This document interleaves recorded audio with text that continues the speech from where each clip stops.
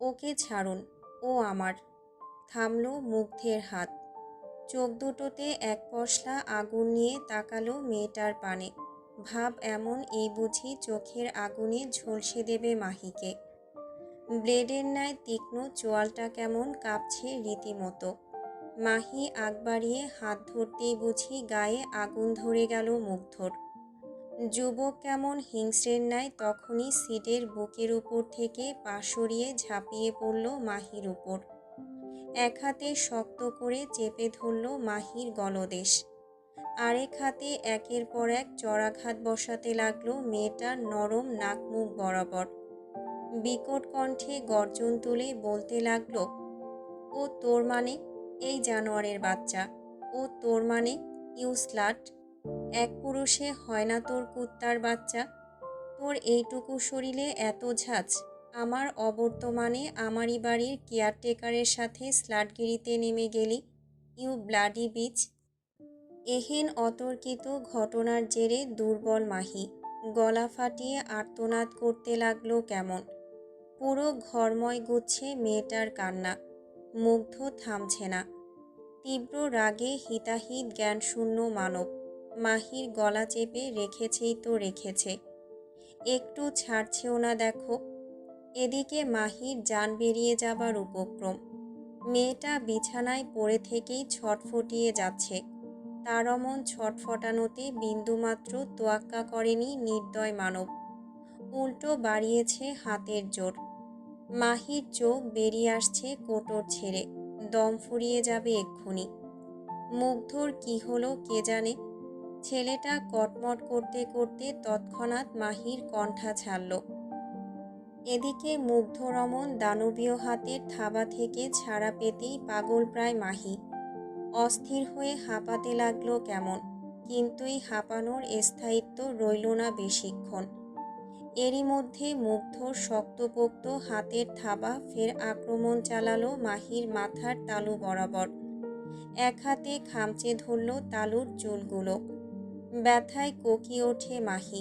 চোখ মুখ কুঁচকে হাত দুটো দিয়ে চুলগুলো ছাড়াতে চাইলেই আবারও থাপ্পড় বসল তার গালে। আজকের এক একটা থাপ্পড় না যেন বেত্রাঘাত। যতবার গালে পড়ছে ঠিক ততবার আঙুলের ছাপ বসাচ্ছে। ঠোঁটের অবস্থা তো নাইবা বলি। এক একটা থাপ্পড়ের তীব্রতায় ঠোঁটের সঙ্গে দাঁত লেগে গিয়ে কেটেছে কয়েকবার। লহুতে ভরে গিয়েছে মেয়েটার মুখ গহ্বর।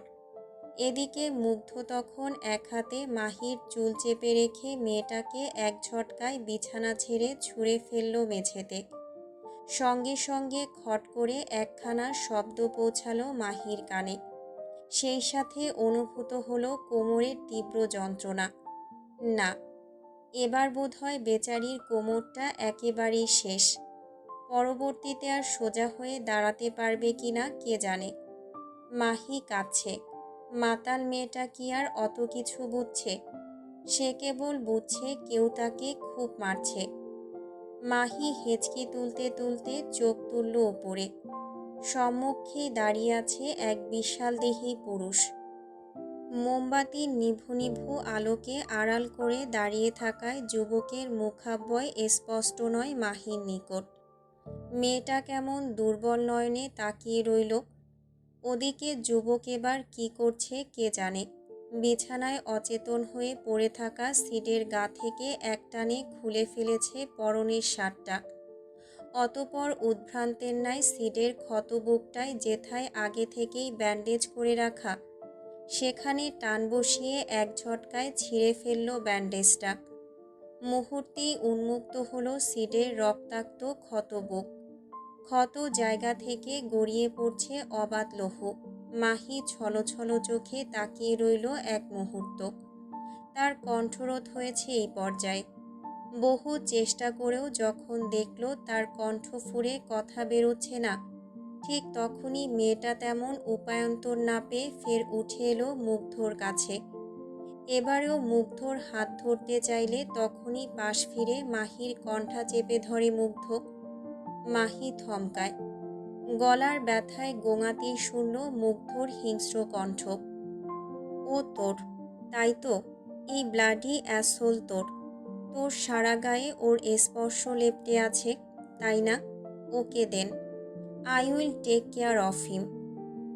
বুঝল না মাহি। হতবাক চোখে তাকিয়ে থাকতেই মুগ্ধ তাকে ফের ছুঁড়ে ফেলল মেঝেতে। অতঃপর এক মুহূর্ত ঘাড় বাঁকিয়ে এদিক ওদিক খোঁজাখুঁজি চালিয়ে পরক্ষণে হাঁটা ধরল আলমিরার দিকে। কাঠের তৈরি ভারী কারুকার্যে শোভিত আলমিরার কাছে এগিয়ে এসে একটানে আলমিরার দুয়ার খুলল মুগ্ধ। শক্ত মুখে চারপাশ হাতড়ে অবশেষে পেয়ে গেল কাঙ্ক্ষিত বস্তু। মুগ্ধ এক পলক তাকিয়ে রইল বস্তুটির দিকে। তারপর আর কোনোরূপ কালবিলম্ব না করে তখনই বস্তুটি হাতে নিয়ে এগিয়ে গেল সিডের দিকে। মেঝেতে পড়ে থাকা মাহি ফোপানো বাদ দিয়ে ফ্যালফ্যাল দৃষ্টিতে তাকিয়ে থাকলো কিছুক্ষণ। লোকটার হাতে কিছু একটা চকচক করছে, কিন্তু সেটা কি? মাহি চোখ সরু করল এই পর্যায়ে। তার তাকিয়ে থাকার মাঝেই ঘটল ভয়ানক কিছু। নির্দয় মানব তার হাতে থাকা লম্বা সরু দড়ির ন্যায় বস্তুটা দিয়ে হঠাৎ সিডের ক্ষতবুকটায় প্রবলভাবে আঘাত বসায়। অতঃপর সেকেন্ড খানিক বাদে যেই না দড়িটা হেঁচড়ে আনতে লাগলো সিডের গা থেকে, অমনি দেখা গেল বেচারা সিডের গায়ে লাল তরলের প্রবল বন্যা। মাহি হতবম্ব। তার আর বুঝতে বাকি নেই লোকটার হাতে খাঁজকাটা চাবুক রয়েছে। সেই চাবুকের তীব্র ঘর্ষণে ক্ষতবিক্ষত হচ্ছে বেচারা সিড। মাহি আর সইতে পারল না। তখনই দুই হাতে খামচে ধরল নিজের মুখ। ভয়ে আতঙ্কে জড়সড় হয়ে চেঁচিয়ে যাচ্ছে অনবরত। ওদিকে মুগ্ধ থামছে না। সিডের বুকটা ক্ষতবিক্ষত করা শেষ হলে ফের উদ্যত হলো বেচারার পিঠের উপর অমানবিক অত্যাচার চালাতে। হাতের বদলে পা দিয়ে ঠেলে সিডকে উল্টে দিল বিছানায়। একের পর এক বেত্রাঘাতে ছিন্ন বিচ্ছিন্ন করে দিচ্ছে সিডের শরীরটা। ইতিমধ্যেই পুরো বিছানা রাঙিয়ে গিয়েছে সিডের লহুর দাগে, অথচ তবুও থামছে না মুগ্ধ। তার মুখাবয়বের কঠিন ভাবস্রোত এখনো কমেনি বিন্দুমাত্র। প্রায় মিনিট পাঁচেকের অমানবিক বেত্রাঘাত শেষে থামল মুগ্ধ। দাঁত কিরমির করতে করতে ডান হাতে পেঁচাতে লাগলো চাবুকটা। ওদিকে মাহি হু হু করে কাঁদছে। সেই কান্নার শব্দ কানে যেতেই রাগে ঠোঁট কামড়ে ধরল মুগ্ধ। নাক ফুলিয়ে বড় বড় নিঃশ্বাস ফেলে তখনই খানিকটা এগিয়ে এসে এক হাতে চেপে ধরল সিডের মাথার তালুর চুল। অতঃপর ছেলেটার চুল ধরে টানতে টানতে তাকে নামালো বিছানা থেকে। অচেতন সিড। গায়ে কি আর জোর আছে? নিস্তেজ শরীরটা বিছানা থেকে গড়িয়ে নামতেই উল্টে পড়ল মেঝেতে। তৎক্ষণাৎ নাক মুখ থুবড়ে গেল বোধহয়। এতে অবশ্য তোয়াক্কা করেনি নির্দয় মানব। ফের সিডের চুলগুলো টানতে টানতে তাকে নিয়ে চলল দরজার কাছে। মার্বেলের স্বচ্ছ তকতকে মেঝেতে গড়াচ্ছে সিডের দেহ। দাগ ফেলছে তাজা রক্তের। কয়েক কদম এগোতেই সামনে পড়ল মাহি। মেয়েটা মেঝেতে বসে হু হু করছে। মুগ্ধর তেজ বাড়ল এতে। তৎক্ষণাৎ পা দিয়ে মাহিকে সজোরে পাশে ঠেলে দিতেই মেয়েটা কেমন হকচকিয়ে সরে গেল। মার্বেলের মেঝে হওয়ায় গড়াতে গিয়ে খুব একটা সমস্যা হয়নি তার, না হলে যে কি হতো। ওদিকে মুগ্ধ ততক্ষণে চলে গিয়েছে দরজার কাছে। হালকা ভিড়িয়ে রাখা দরজাটা একটানে খুলে দিয়ে সিটকে কেমন ছুঁড়ে ফেলল বাইরে। এতক্ষণ যাবৎ দরজার কাছে ঠায় দাঁড়িয়ে আছে অ্যাডউইন। এরই মধ্যে পায়ের সামনে অমন হুট করেই কাউকে গড়াতে দেখে অবাক হলো যেন। রক্তাক্ত ক্ষতবিক্ষত দেহের মালিককে তা চেনার জন্য একটুখানি মগজ খাটাতেই শুনল মুগ্ধর ভারী অথচ গম্ভীর কণ্ঠ। ওকে লবণ পানিতে চুবিয়ে রাখ, আমি আসছি। আর খেয়াল রাখবি ভুলেও যেন ওর নিঃশ্বাস বন্ধ না হয়। ও কার শিকারে হাত দিয়েছে সেটা আগে বুঝিয়ে নেই ওকে, তারপর না হয় সাইকিকে খাওয়াবো। যা। ভয়ার্ত অ্যাডউইন বার কয়েক শুকনো ঢোক গিলে মাথা নাড়ল উপর নিচ। মুগ্ধ তখন আলগোছে এক কদম পিছিয়ে গেল। অতঃপর এক ঝটকায় এডউইনের মুখের উপর দোল লাগিয়ে চলে গেল ভেতরে। এদিকে এডউইন কেমন ব্যথাতুর হাসল সিটকে দেখে।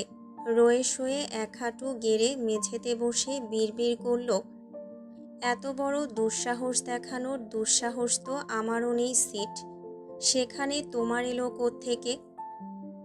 ধীর কদমে এগুচ্ছে মুগ্ধ, চোখ দুটো একদৃষ্টিতে তাকিয়ে আছে মাহির পানে। বুকটা কেমন যেন করছে তার, ঠিক কেমন যেন, না করছে ব্যথা, না দিচ্ছে স্বস্তি। স্রেফ এক অদ্ভুত অস্থিরতায় ছেয়ে আছে হৃদয়। মাথাটা কেমন হঠাৎ করেই কাজ করা বন্ধ করে দিয়েছে মনে হচ্ছে। হাত দুটো নিষ্পিস করছে কাউকে খুন করতে। মুগ্ধ নীরবে এসে দাঁড়ালো মাহির একদম পেছনে। হালকা ঝুঁকে তখনই মেয়েটার চুলগুলো পেছন থেকে চেপে ধরতেই গুঙিয়ে ওঠে মাহি। মুগ্ধ তখন মুখ নামিয়েছে মাহির কান বরাবর। কণ্ঠে এক অদ্ভুত কঠিন ভাব ঢেলে হিসিয়ে শুধালো, কি করেছিস তোরা? Did you guys had everything? Just tell me চাশমিশ, did you guys had everything?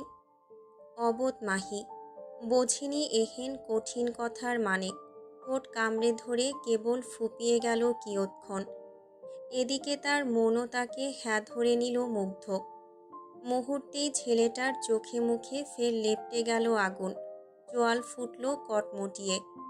রাগে হিতাহিত জ্ঞানশূন্য মানব এক হাতে মাহির চুলগুলো মুঠোয় চেপে রেখে দাঁড় করালো মেয়েটাকে। মাহি টলছে ব্যথায়, মুগ্ধর হ্যাঁচড়ানোর সঙ্গে তাল মেলাতে পারছে না, তবুও এগুচ্ছে কোনো রকম। কিয়ৎক্ষণ বাদেই মুগ্ধ মেয়েটাকে টানতে টানতে নিয়ে এলো দেয়ালের কাছে। অতঃপর আর এক মুহূর্ত দেরি না করে দেয়ালের সঙ্গে মেয়েটার মাথাটা একের পর এক বাড়ি দিতে লাগলো কেমন। মাহির কষ্ট হচ্ছে এবার, মাথায় যন্ত্রণা বাড়ছে তীব্রভাবে। কপালের চামড়া ফেটে গিয়েছে ইতিমধ্যে। ওদিকে মুগ্ধর হাত চললেও তার কণ্ঠে হঠাৎ করেই শোনা গেল এক ভারী মোটা অভিযোগ, দোষ আমারই।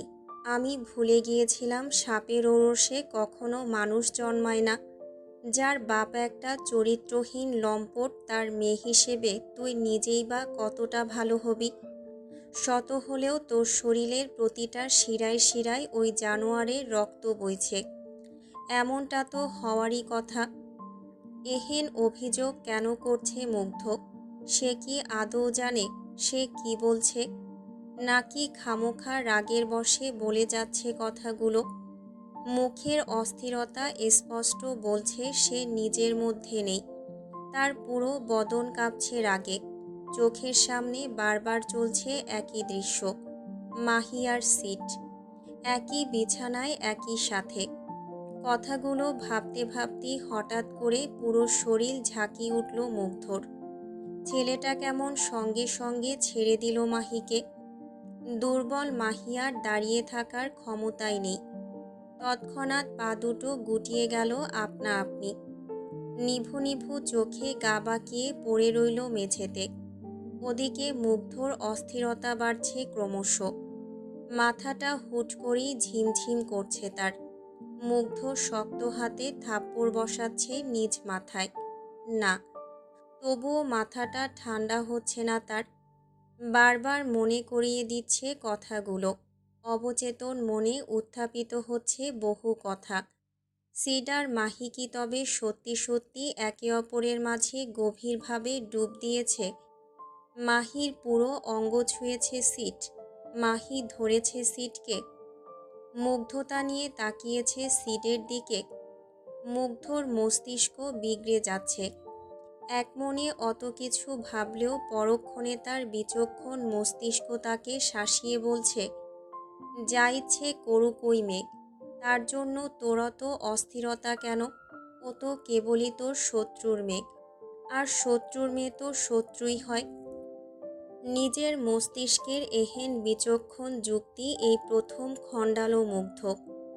যখনই তার অন্তরে লুকিয়ে থাকা রুহুটা বলে উঠল, হোক শত্রু, তবুও ও কেবল তোর, তোর মানে তোর, আর তোর ভোগে অন্য কেউ কেন হাত দেবে? কেন? প্রথমবার। হ্যাঁ, আজ ঠিক প্রথমবারের মতো নিজের অন্তরে ডাক শুনল মুগ্ধ। তখনই দিন দুনিয়ার সকল চিন্তাভাবনা ভুলে গিয়ে যুবক হয়ে উঠল এক প্রকার হিংস্র বন্য বাঘের ন্যায় উন্মাদ। মুহূর্তেই তৎপর হলো সব কিছু ধ্বংস করে ফেলতে। উদ্ভ্রান্তের ন্যায় এদিক ওদিক খোঁজাখুঁজি চালিয়ে বেডসাইডের টেবিলের উপর থেকে মোমবাতি স্ট্যান্ডটা হাতে নিয়ে তখনই তা ছুঁড়ে ফেলল ড্রেসিং টেবিলের আয়না বরাবর। সঙ্গে সঙ্গে চূর্ণ বিচূর্ণ হয়ে গেল আয়নাটা। পুরো ঘরময় ছড়িয়ে গেল কাচের টুকরো। এতটুকুতে ক্ষান্ত হয়নি মনস্টার। চূর্ণ বিচূর্ণ কাচের টুকরোগুলোর উপর দিয়ে নির্দ্বিধায় হেঁটে গিয়ে হাতের সামনে যা পেল তাই ধ্বংস করতে লাগলো উন্মাদ ছেলে। তার উন্মাদ কণ্ঠ তারই অজান্তে আওড়াচ্ছে, এই ঘর, এখানে, এখানে এক হয়েছিস তুই, কেন? শব্দ ভীষণ এলোমেলো, কণ্ঠ যাচ্ছে গুলিয়ে। অগ্নি স্ফুলিঙ্গের ন্যায় জ্বলতে থাকা বাদামি চোখ দুটো আচানক চিকচিক করছে কেন যেন। উন্মাদ ছেলেটার ভাবভঙ্গি দেখে মনে হচ্ছে কেউ বুঝি তার বেঁচে থাকার শেষ সম্বলটুকু কেড়ে নিয়েছে তারই পিঠ পিছে।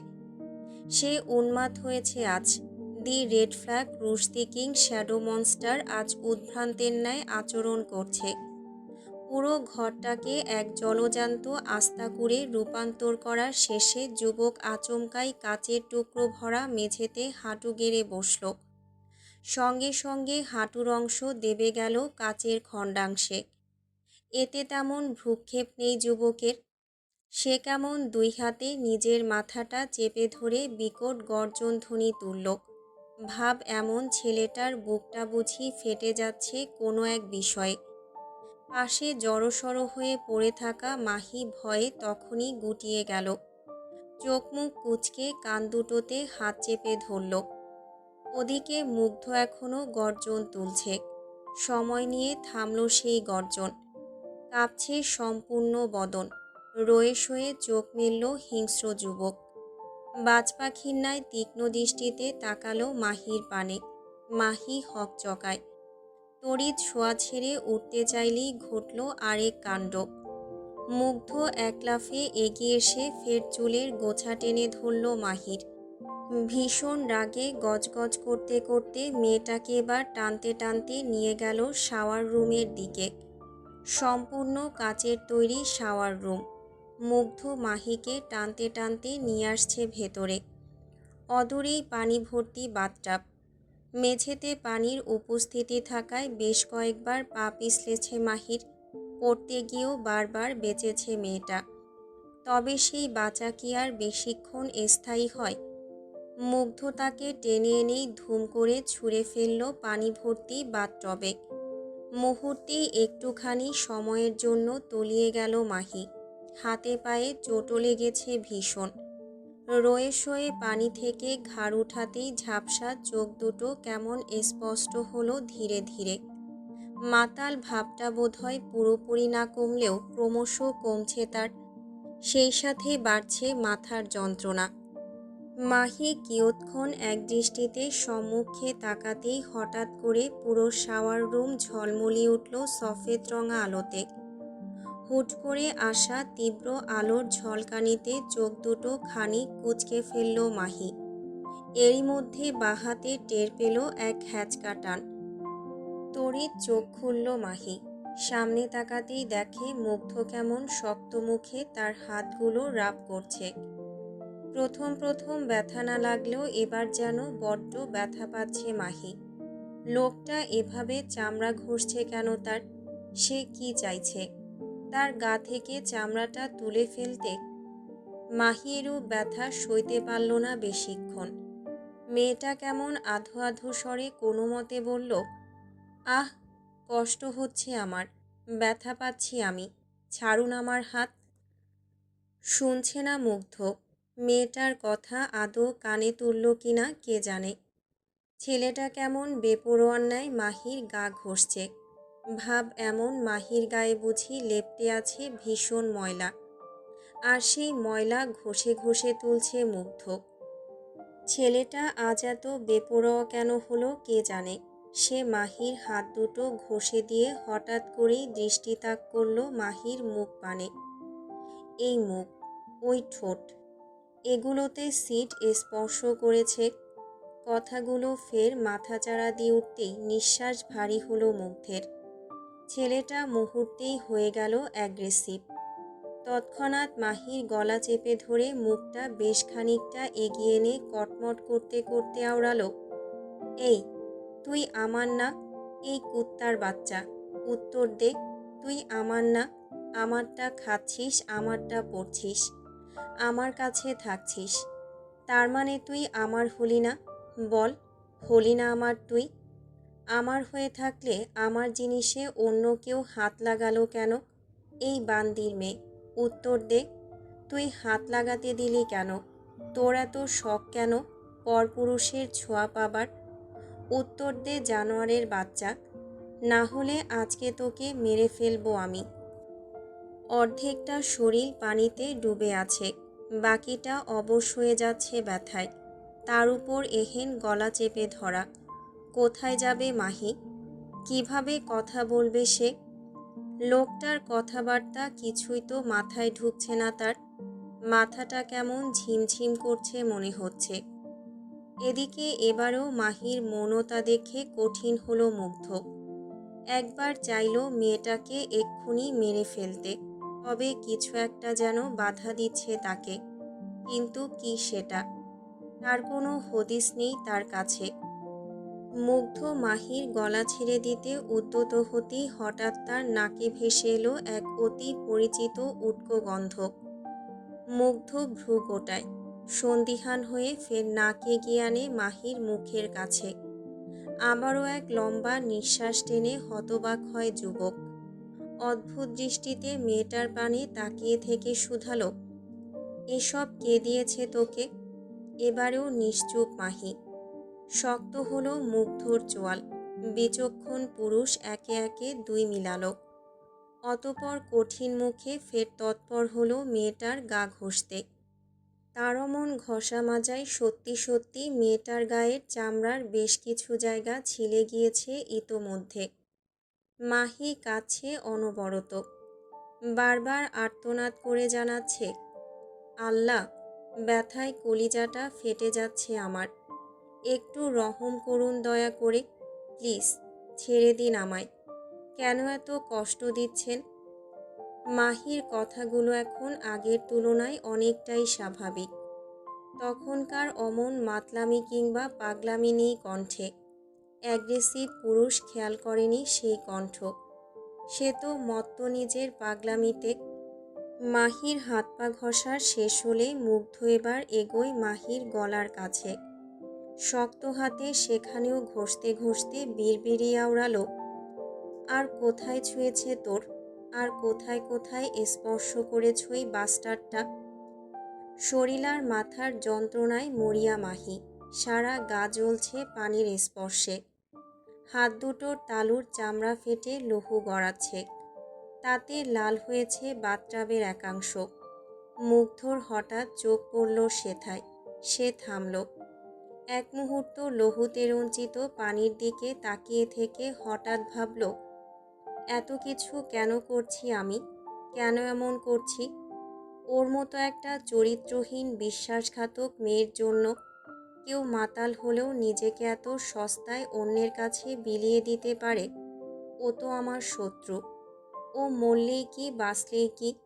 ও তো স্বেচ্ছায় সিডের কাছে এসেছে। বলতে গেলে ও আর বাদবাকি স্লাটদের মধ্যে কোনো পার্থক্য নেই। থমকায় মুগ্ধ। আগের তুলনায় রাগ অনেকটাই কমে গিয়েছে তার। মনে মনে জমেছে এক আকাশসম ঘৃণা। ঘৃণার তোড়ে জ্বলছে মস্তিষ্ক।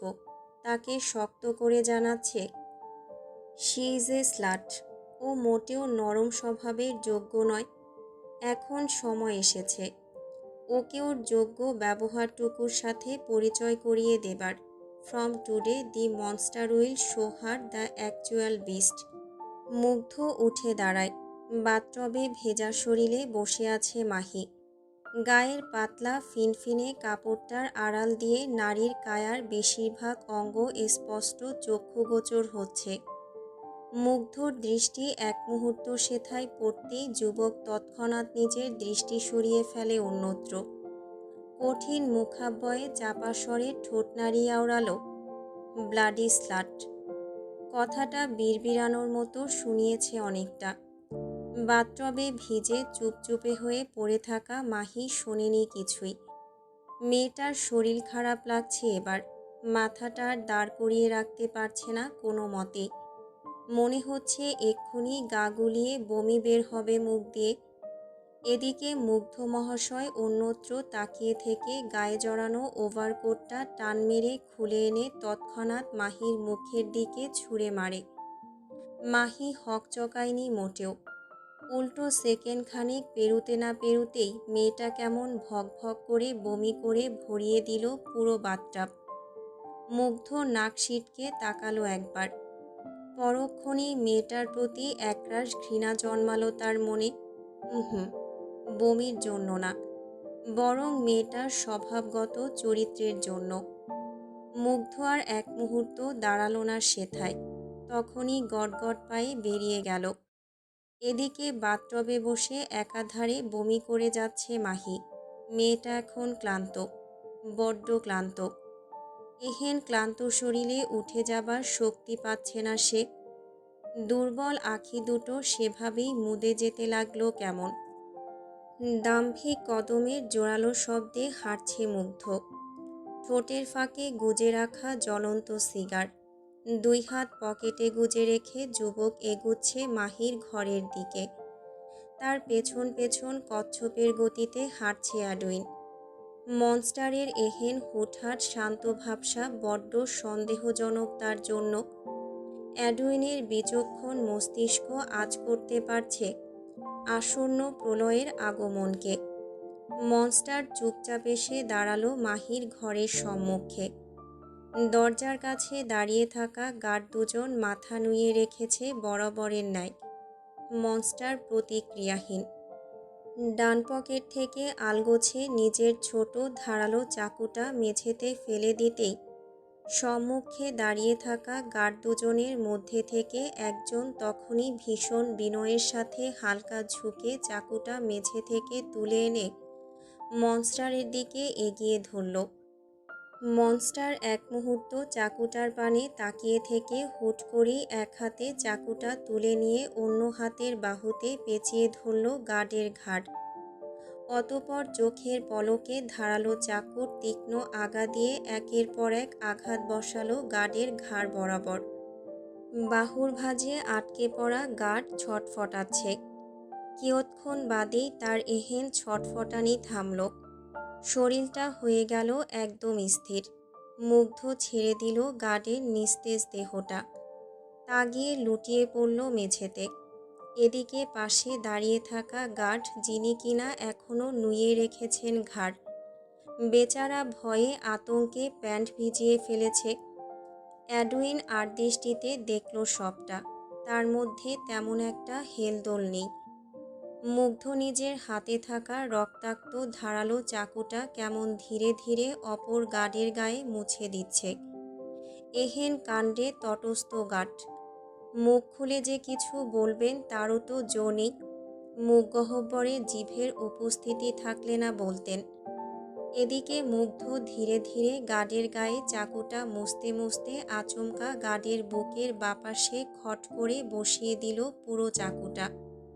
মুহূর্তেই গার্ডের মুখ দিয়ে বেরিয়ে এলো লহু। মুগ্ধ এক হাতে চাকুর গোড়া মোচড়াচ্ছে, আরেক হাতের তর্জনী এবং মধ্যমার ভাঁজে সিগার চেপে সুখ টান দিচ্ছে একটু একটু করে। যুবকের মুখে নেই তেমন উদ্বেগ। সে আদৌ রেগে আছে কি নেই তা নিয়ে রয়েছে একরাশ সংশয়।